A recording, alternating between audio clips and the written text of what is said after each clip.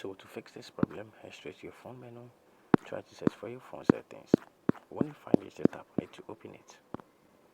After that, what you have to do is to tap on apps and notifications. Now, what you have to do when you get over here is to tap on see your apps.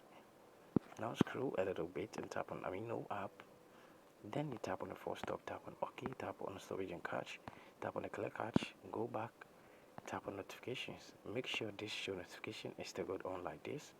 Now go back, tap on permissions and make sure every permission is allowed over here.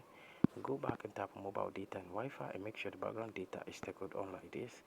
Then after that you have to go back. Then you tap on advanced. When you tap on advanced, what you have to do is to tap on app details.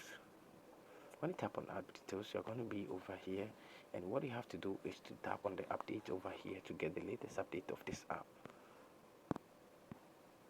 So you have to tap on update over here to update this app.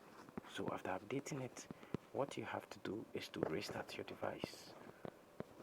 So you have to restart your device or reboot it. So what you have to do to reboot it is to tap on your power button, tap on restart. On another device you're going to see reboot, just tap on it. Then you tap on OK, or you just try to wipe it to get it off, and it's going to turn on automatically after restarting your device or rebooting your device. This problem is going to be fixed. Thank you very much for watching this video. Don't forget to subscribe, like, and also share this video with your friends. So as you can see, it's loading over here. So after doing this, you're going to get everything working perfectly on your account. Thank you very much for watching this video. See you in the next one.